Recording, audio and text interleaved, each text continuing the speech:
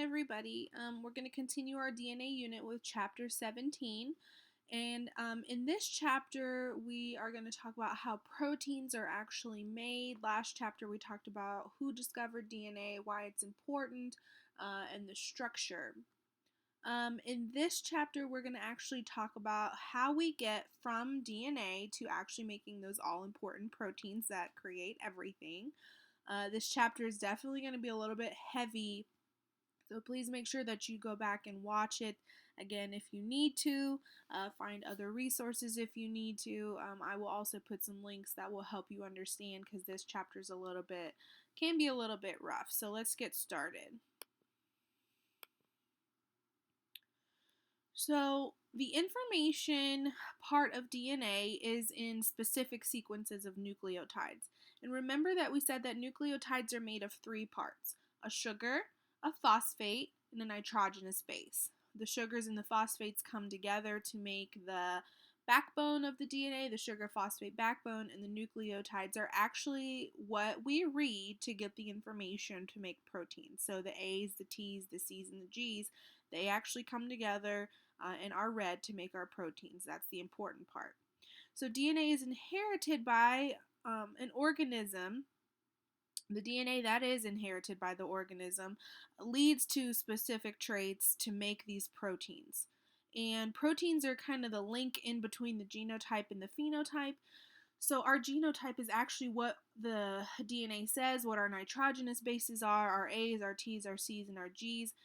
Those make our genes. And then the proteins actually make us, make what we see. So proteins are actually the link between the genotype and the phenotype. And then this is called gene expression. And all gene expression is that it's the process by which DNA makes proteins or synthesizes proteins. And it happens in two parts. We have transcription, which is the first part of making proteins, and translation is the second part. So the relationship between genes and proteins were discovered by the scientists George Beadle and Edward Tatum. And basically what they did was they take bread mold, they exposed it to x-rays, and then created mutants. They weren't able to survive on minimal medium, which basically means they weren't able to live on the minimal amount that they were supposed to be living on. And then they developed a one gene, one enzyme hypothesis, which states that every gene dictates the production of one enzyme. So one gene equals one enzyme. So some proteins aren't enzymes, so researchers later revised that hypothesis to one gene, one protein. Okay, so that kind of makes sense. We have one gene, and that one gene makes one proteins. And many proteins are composed of different polypeptides, which has its own gene. So Beadle and Tatum's hypothesis is now restated to one gene, one polypeptide. So we went from one gene, one protein to one gene, one polypeptide. RNA is really important. So we've always talked about DNA as being the holding the genetic information for all life, but RNA is kind of like the worker for DNA. DNA is kind of lazy, it kind of just chills out in the nucleus, and then RNA comes in and does all the legwork for it. So DNA has the information, so it's like the manager, and it tells RNA, hey, I need you to go make this protein for me. So transcription is making RNA, okay, under the direction of DNA, and transcription produces messenger RNA or mRNA, which basically takes the message of, hey, this is, my genes, here are the nucleotides A, C, C, T, G, A, whatever. They take that message to go make the proteins. And then that's transcription. So translation is making a polypeptide, and remember one gene, one polypeptide, and polypeptides come together to make proteins. So translation happens under the direction of the messenger RNA using ribosomes. So in prokaryotes, so organisms that don't have a nucleus, messenger RNA is made by transcription, and it's immediately translated without any more processing because they just got a little bit less going on. So in a eukaryote, so we have nuclei in our cells, the nuclear envelope separates transcription from translation. So in prokaryotes, there's no nucleus to kind of separate and hinder this process. So we go, hey, transcription, we're going to take down the message from DNA, right to translation, let's make some proteins. In eukaryotes, it's a little bit different because we got that annoying nucleus in the way that we got to get through. So RNA in eukaryotes, because of our nucleus, are modified or changed through RNA processing to help get past this nucleus and mature the mRNA. So a primary transcript is the initial RNA transcript from any gene. So we got some DNA. We got to make some proteins to build more cells, to repair our cells, whatever. The primary transcript is RNA coming in, okay, and being made, taking down the message, mRNA. That's the primary transcript. Hey, I'm going to come in and I'm going to read some DNA and I'm going to take down the message. So the central dogma, or the very, very most important concept that you guys need to learn in this chapter, is that first comes DNA, then RNA comes in, reads the DNA, makes a strand, and then from that messenger RNA, from the message it took down, makes a protein. So this is just a picture of exactly what I just said, the central dogma. We have DNA up here. We have mRNA that comes in it through transcription, quote unquote, writes down or takes down the message from DNA, all those letters, all those nucleotides, and then translates it into a polypeptide chain, okay, using a ribosome, okay, to make proteins. Okay, so in bacteria, in prokaryotes, we don't need that extra step because there's no nucleus, but in eukaryotes, we need the extra step to prime or get the RNA ready to go outside of the nucleus. So, the flow of information from gene to protein, so getting that information from our genes on our DNA to proteins, is based on what we call a triplet code, okay, or a codon. So a codon is 3 nitrogenous bases, 3 of those A, T, C's, or G's. And it's a series of non-overlapping, and we call them 3 nucleotide words, but it's really just a letter, okay? These triplet codes are the smallest units of length that can code for amino acids. So basically, you got 3 nitrogenous bases. It's called a codon, and then that tells you what to make from there. So in the example on the screen, we have the 3 nitrogenous bases A, G, T, so adenine, guanine, and thymine, at a location on DNA. So we're reading our DNA, it's open, and we see AGT, okay? So the DNA strand, that part of the DNA strand will make the amino acid serine, okay? And then the corresponding polypeptide will be produced. So 3 letters equals a codon, okay, or a triplet code. That tells our bodies, that tells our RNA that we got to make the amino acid serine, and then amino acids make polypeptides, and polypeptides make proteins. So during transcription, to transcribe means to write down something. So during transcription, when mRNA is quote unquote writing down the message from the DNA, one of the 2 DNA strands is called the template strand, and that provides the template for ordering the sequence of nucleotides in mRNA. So the template strand is what the mRNA, the messenger RNA, is taking down the message from. During translation, the mRNA that took down the message from the DNA from the template strand basically reads the codons from the 5' end of DNA to the 3' end direction, okay? And then, so like I said before, 3 nucleotide bases equals 1 codon, which equals 1 amino acid.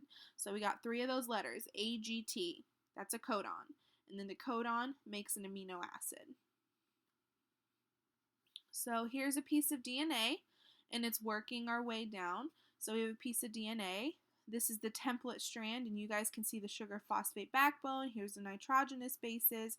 Here are all the letters T, G, G, okay? So what happens is that this DNA will open up, and mRNA will be made from it. It'll come in, and it'll read this DNA strand. and it'll make a strand of mRNA through transcription. So it's writing down that DNA by making an RNA strand. Now, what's super interesting and different about RNA is that it doesn't have T, it doesn't have thymine. So whenever there is an A in DNA, when mRNA comes in and reads it, instead of putting a T there, it's going to be U. So in mRNA, A equals U, C equals G.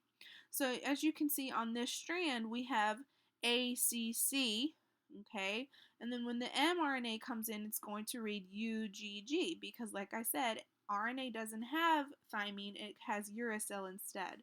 So that A up here is going to go with this U down here. And every single triplet code, so we got 1, 2, 3. Okay, 1, 2, 3, 1, 2, 3, 1, 2, 3. Those are all triplet codes or codons. They're going to make a very specific amino acid. And there's this big chart that tells you exactly what amino acids are based on whatever the letters are. And you don't have to learn that. I had to learn it in college, but you don't have to learn that for this chapter.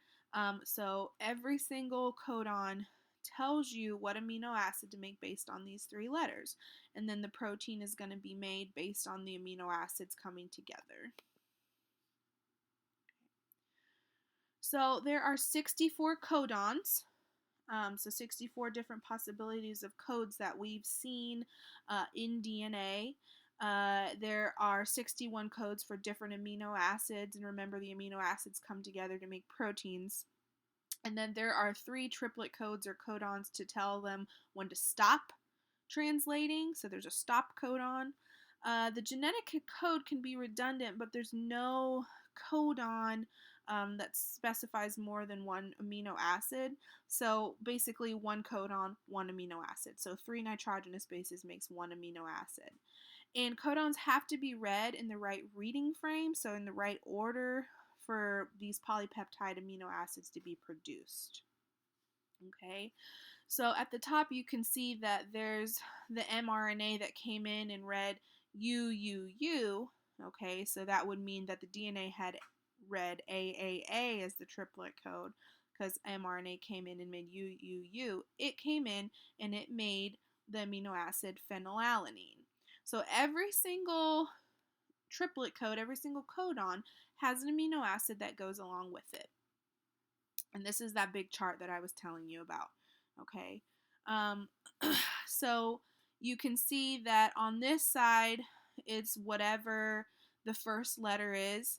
So in our example on the last slide, we had UUU that came in and was read AAA from the DNA strand.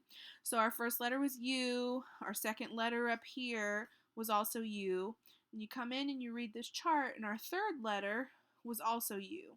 So you can see that UUU was phenylalanine, and that's what PHE is short for. So let's say we take, I don't know, GUA.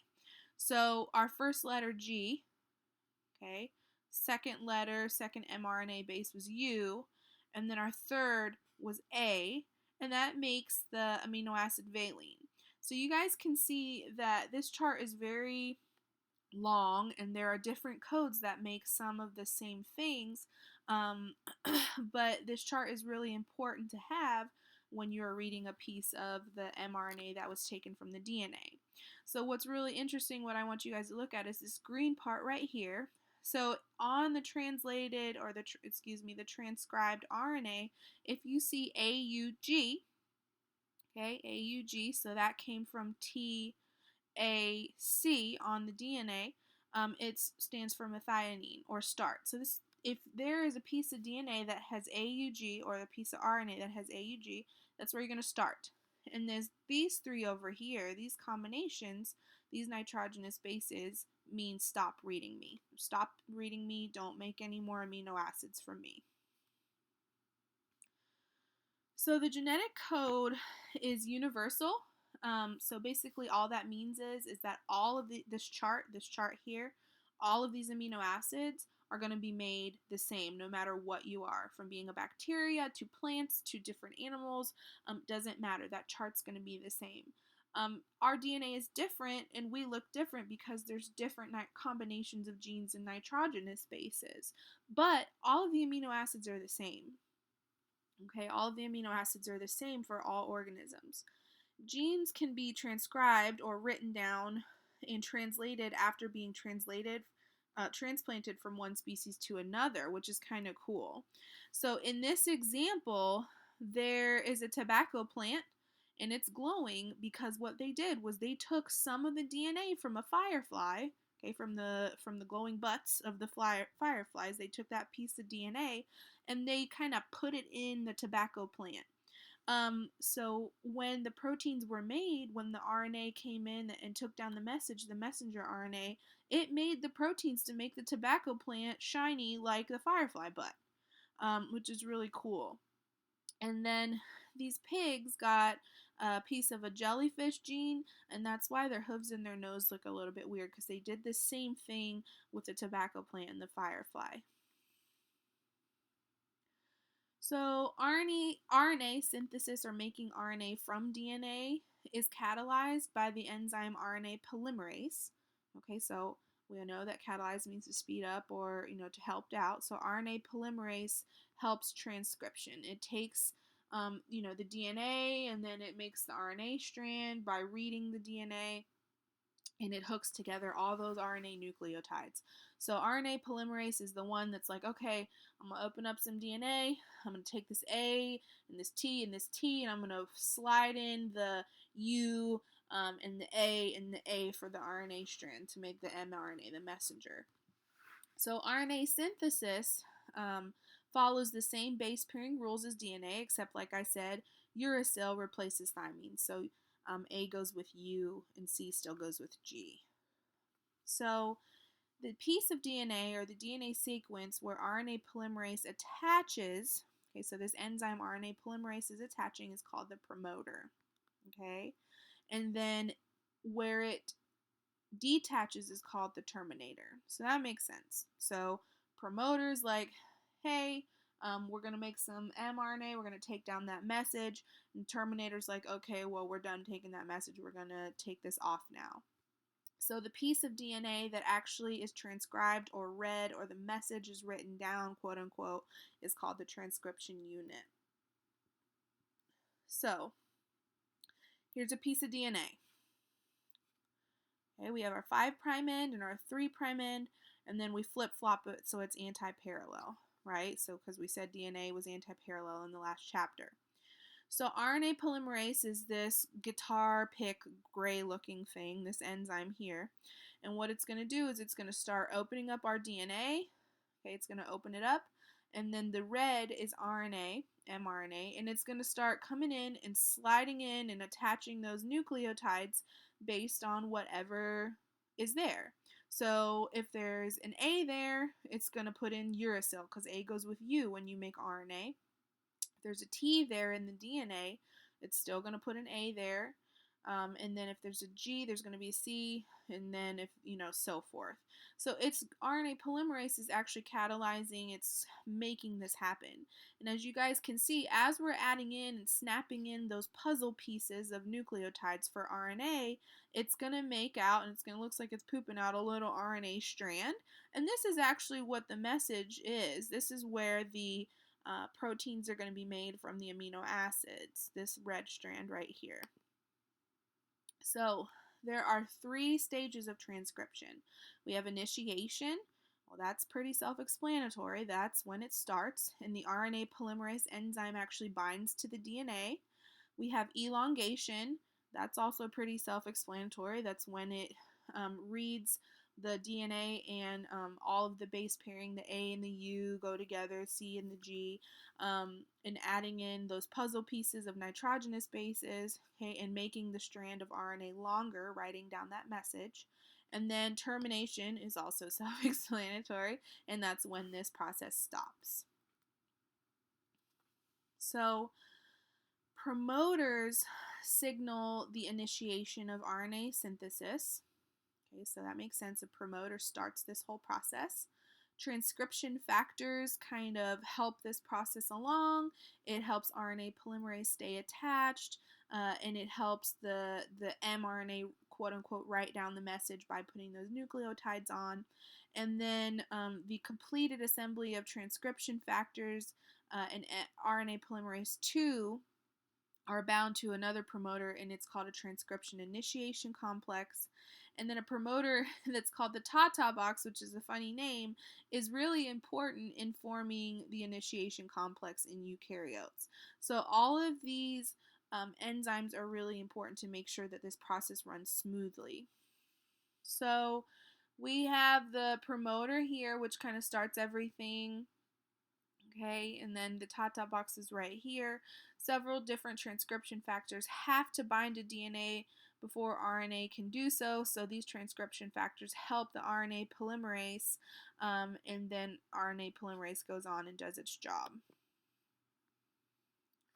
So there are enzymes in eukaryotic nucleus that modifies pre-mRNA before genetic messages are dispatched to the cytoplasm. So remember we said that eukaryotes are kind of annoying because we have a nucleus and we have to get this message. So DNA opens up, RNA writes down the message and makes a strand of mRNA. Now we're eukaryotic, so we have nuclei. We have to get this message outside of the nucleus into the cytoplasm so it can go where the ribosomes are and make those proteins. Okay, so there are enzymes that get this mRNA strand ready because it can't just be shoved out of the nucleus, it'll get damaged. So during RNA processing, both ends of the primary transcripts are altered. Okay, so some of the interior parts of the molecule are actually cut off and some of them are spliced or put together. So how it alters mRNA to get it ready to go out into the cytoplasm, out of the nucleus. Each end of the pre-mRNA is modified in a particular way. So the 5' end receives a modified nucleotide called a cap. Okay, and then the 3' end gets a poly A tail. So each of them gets like a cap and a tail. So that basically protects them from getting damaged while we're trying to get it outside of the nucleus. So these modifications share different functions. They help get mRNA outside of the nucleus. They protect it from enzymes that can break it down, hydrolytic enzymes. And if you see the word lytic, that just means to break down. And then they help ribosomes attach to the 5' end, which is the end that needs to be started to make the proteins. So we have our mRNA strand, and it was read from the DNA. It was made from the DNA. So we have a poly A tail, and it's just called poly A because that literally means many A's, okay, many adenines. And then we have the 5' cap, and these are basically just put on the ends of them to protect it so they're not broken down when they go through the nucleus.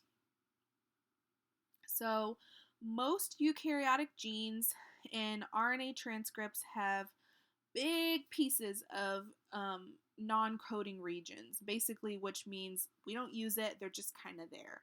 They're not important, they don't have any specific proteins that need to be made from there, so they're non-coding. And these are called introns. Okay, so introns are not read, and they don't make proteins. The other regions that are read, they are expressed, they're called coding regions or exons. So introns are not read, they don't make proteins, there's no mRNA, there's nothing being made from them. And then coding regions are the ones that are actually making proteins, and they're also called exons. RNA splicing removes these unimportant introns, okay, so the non-coding regions, and joins many regions of exons, or the regions that are important to make proteins, together. And they create an mRNA molecule that has a continuous coding sequence. So it's basically just getting rid of the unimportant information and putting the important information together. Okay, so here is our strand of RNA. The light red is introns. So these are the regions that aren't going to make anything. They're not really there for any particular reason. They're just kind of, happen to be there. So when we cut them out, it's called splicing, we make it shorter, okay? But it makes all of the important regions together so that our proteins can be made faster. Sometimes in RNA, RNA splicing is carried out by these things called spliceosomes. It's not a very creative name. Spliceosomes are literally proteins that take out these unimportant parts, the introns, and splice them. So we have a piece of RNA. Okay, we have some spliceosomes that come in. They're like, oh, hey, that's not important, so I'm going to attach to it and I'm going to splice it. I'm going to cut it out. And ribozymes are catalytic RNA molecules that function as enzymes that can also splice RNA. So we have spliceosomes and we have ribozymes that do this job, that splice the RNA molecules.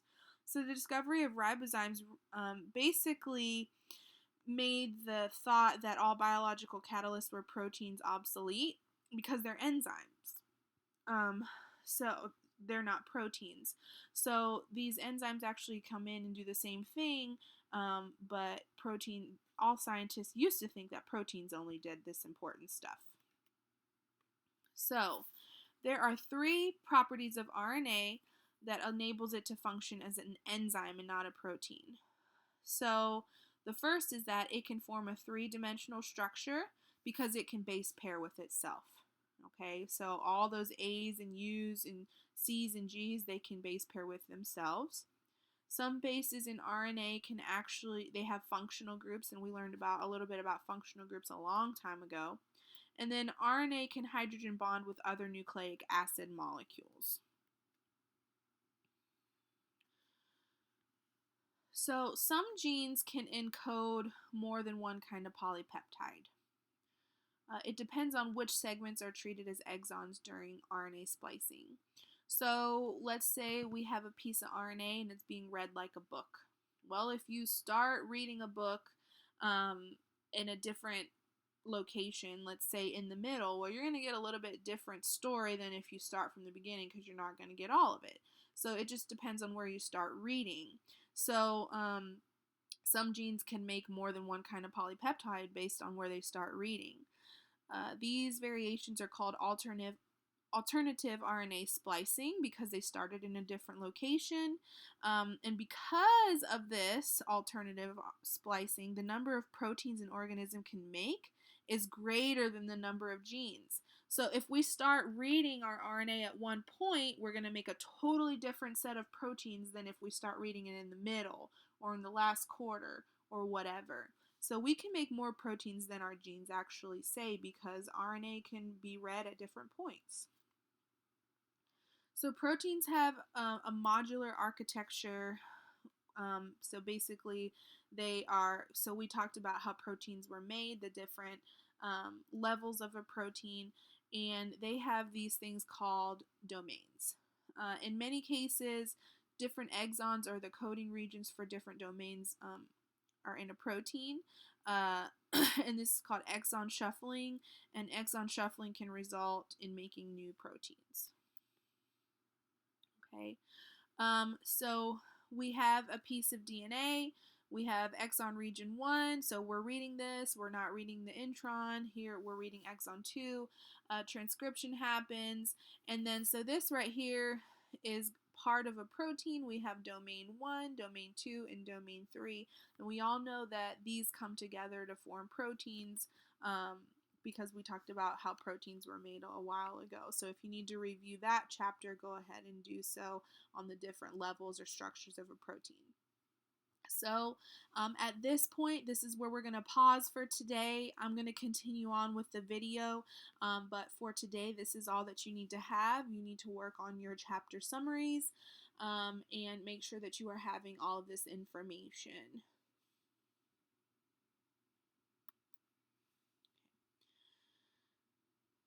So we talked about in the last part of the lesson that transcription was basically making a piece of mRNA from DNA, writing down the message. So now what we're going to talk about is translation. So taking that message, translating it, and actually making a protein.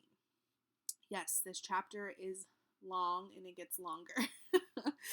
So, a cell takes mRNA and translates it. Okay, so the mRNA took down the message from the DNA, and then transfer RNA or tRNA comes in, translates it, okay, into proteins. So molecules of tRNA aren't identical to each other, okay? Each of them has a specific amino acid at one end. Each has an anticodon on the other end. And anticodons are basically base pairs with a complementary codon on mRNA. So we got that message from DNA for the mRNA, and then tRNA comes in and makes an anticodon. So we have our mRNA at the bottom. We made that from DNA. It's red. Okay. Then tRNA comes in and snaps into place whatever fits. Remember, A and U and C and G go together. So these are the anticodons down here. It's just the other side of the RNA strand. That's all anticodon means. So this is just an example of what amino acids look like. So we have our RNA here, and then the tRNA comes in and snaps the anticodons into place, and this is just kind of showing you how the structure begins to form. So to make sure that translating that message from the messenger RNA is accurate, there has to be two steps. First, you have to make sure that the tRNA attaches correctly, okay? And this is done by the enzyme amino acyl tRNA synthetase, okay? So you got to make sure that the anticodons are attached correctly in the right spot. And then secondly, a correct match between tRNA and the mRNA occur as well. So flexible pairing at the third base of a codon is called a wobble, and it lets some tRNAs bind to more than one codon. So remember, a codon is 3 nitrogenous bases. So at the third base of that codon, there's a little bit of wiggle room. That's why it's called a wobble, that lets tRNAs bind to more than one codon. So we have that amino acyl tRNA synthetase enzyme that comes in, okay, with the help of ATP. The amino acid comes in, tRNA snaps into place and makes sure that it goes into the right spot. All right, so tRNA took down the message, translated it into amino acids. So next we have ribosomes that come in, and we talked about ribosomes a long time ago when we talked about organelles. So ribosomes are kind of like the last stop of making proteins using another type of RNA called ribosomal RNA. So ribosomes start coupling tRNA anticodons with the mRNA codons in protein synthesis. So remember, we had our messenger RNA, wrote down the message from DNA, and then tRNA comes in and translates it using those anticodons, and then ribosomes help this process. They're there. They kind of facilitate it. They start it. So there are two ribosomal subunits, large and small, that are made of proteins, and then ribosomal RNA or rRNA helps this. So we have down here our mRNA, which was made from the DNA. It took down the message, okay? And then this brown blob, this is a ribosome. So ribosomes basically clamp onto mRNA, make sure that the tRNA is attaching to the right spot, and that the amino acids are being made correctly. So ribosomes has 3 parts, 3 binding sites for transfer RNA. So there's a P site, an A site, and an E site. You can see it's P site, A site, E site. The P site holds the tRNA that carries the polypeptide chain. Okay, so P site is right here, and then we're making this chain. We're making this chain of amino acids / polypeptides. Okay. The A site holds the tRNA that carries the next amino acid.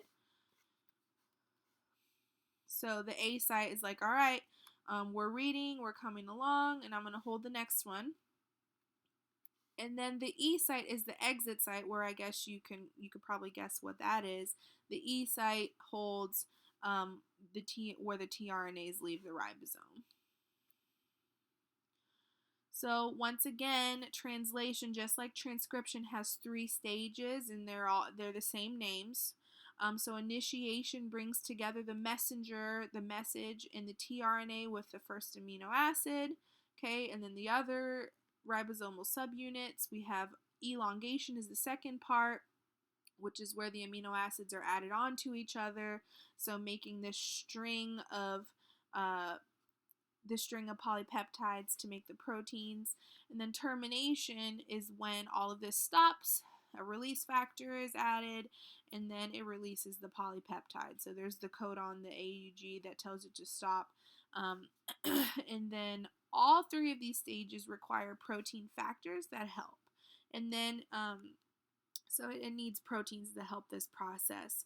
And GTP is the energy source for translation, similar to ATP, except it's uses a G instead.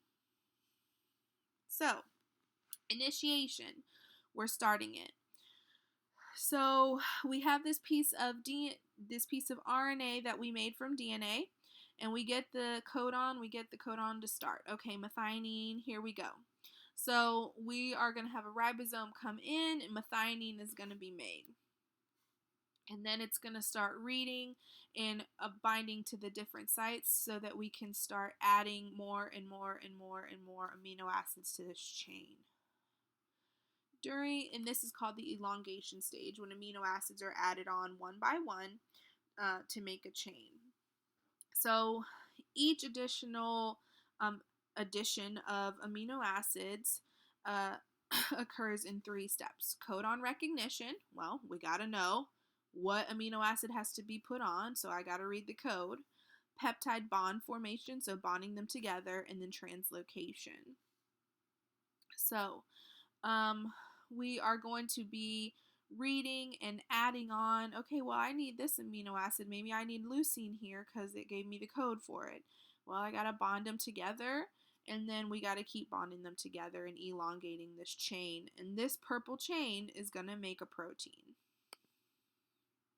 And then termination is the last part.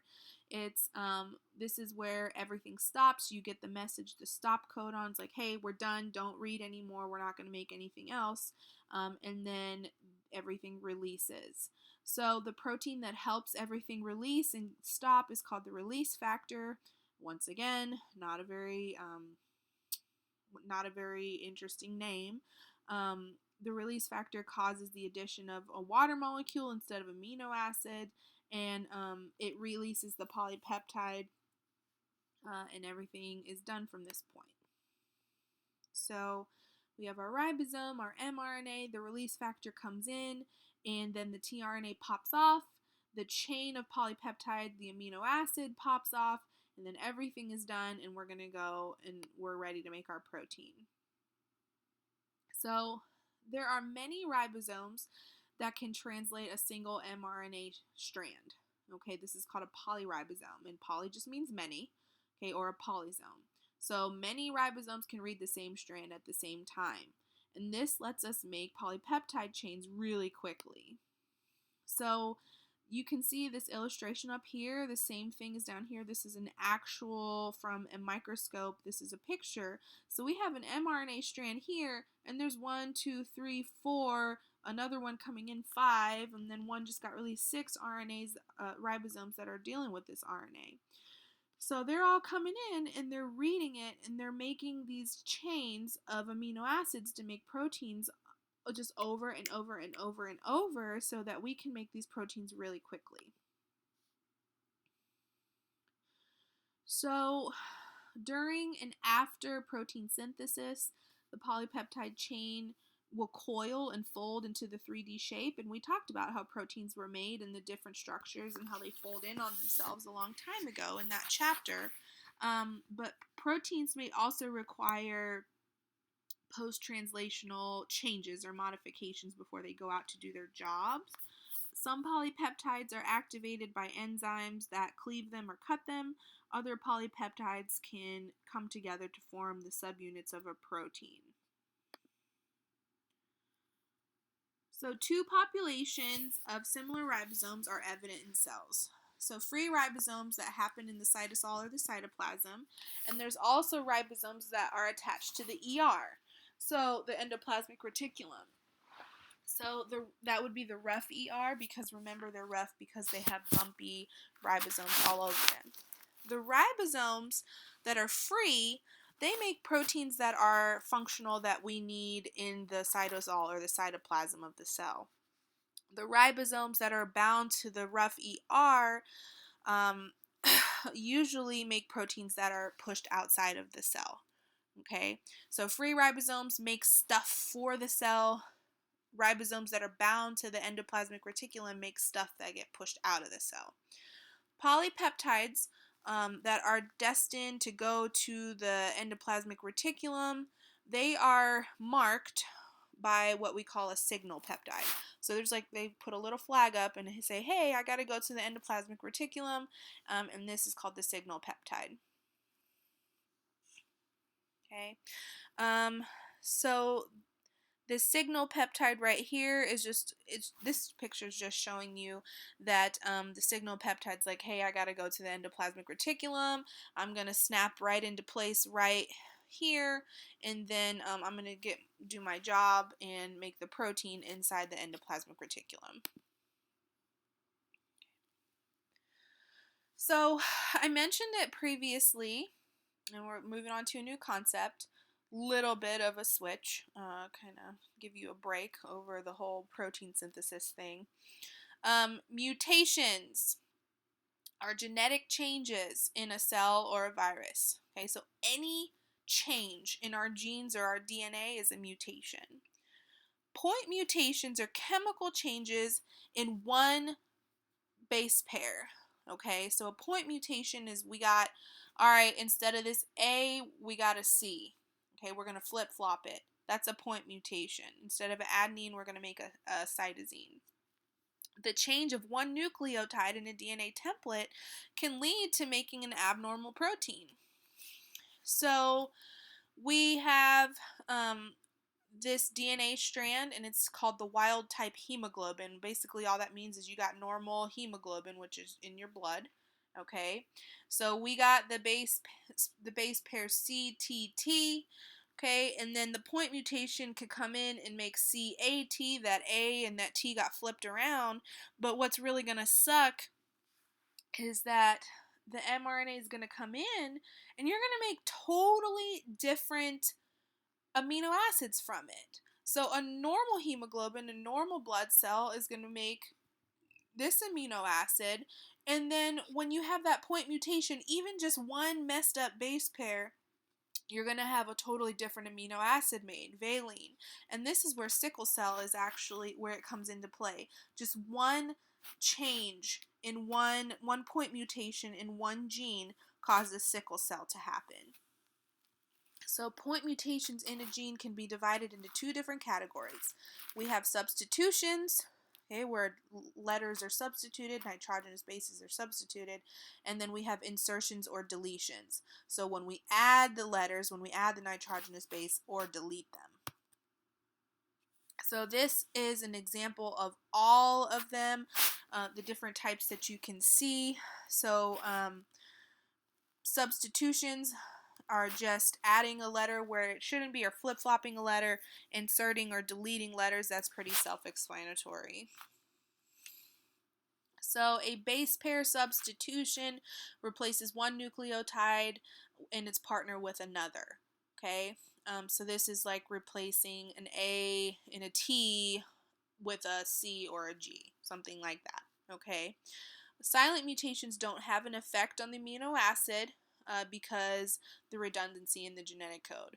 So when you hear the word silent mutation, nothing is going to change just because it's going to make the same amino acid, or that part's not read, so it's silent. Nothing is going to happen. Missense mutations will code for amino acid, but not the right one, And then nonsense mutations change an amino acid to a stop codon, okay, which makes a protein that's not functional. So missense, flip-flopping the amino acids. Nonsense, we're going to stop making this protein altogether. Insertions and deletions are additions or losses of a nucleotide pair in a gene. Okay, so insertion, we're adding them. Deletions, we're taking them out. These mutations are rough and they can have a really bad effect on proteins. They can alter the whole reading frame and they can produce what's called a frame shift mutations. Okay, so you can totally make just the wrong amino acid one after the other, after the other, after the other, because it changes where you're reading the strand. So mutagens are anything in the environment that can cause mutations. Sometimes it's spontaneous and it just happens, which is really awful, but there are certain things in the environment like UV rays or different chemicals, smoking, that kind of thing that causes mutations in your genes. So, bacteria and eukarya differ in their RNA polymerases, okay? And then archaea tend to resemble eukarya. Bacteria simultaneously can transcribe and translate at the same time. Eukarya, they have to be separated. And then in archaea, transcription and translation are coupled together. So this is just kind of a recap of what we learned about the different prokaryote and eukaryote. And this is prokaryotes simultaneously transcribing and translating at the same time. So we are at the end of this chapter. I'm sorry that it was so informationally heavy. You should be able to describe the contributions made by Beadle and Tatum, understanding genes and enzymes, explain how information flows from a gene to a protein, comparing transcription and translation in bacteria and eukaryotes, explaining what it means to say genetic code is redundant, okay? So make sure that you can include mRNA, RNA polymerase, promoter, terminator, transcription unit, initiation, elongation, termination, and introns when you're talking about how to make proteins. And then make sure you can explain tRNA, wobble, ribosome, initiation, elongation, and termination when you're talking about translation. So please try and watch this more than once if you can stand it. This chapter is so informationally dense. You need to make sure that you are actually reading it and writing your notes down. I will post some more videos that I find that will help you out. If you have any questions, please email me. And I really, really hope that this has helped you understand Chapter 17.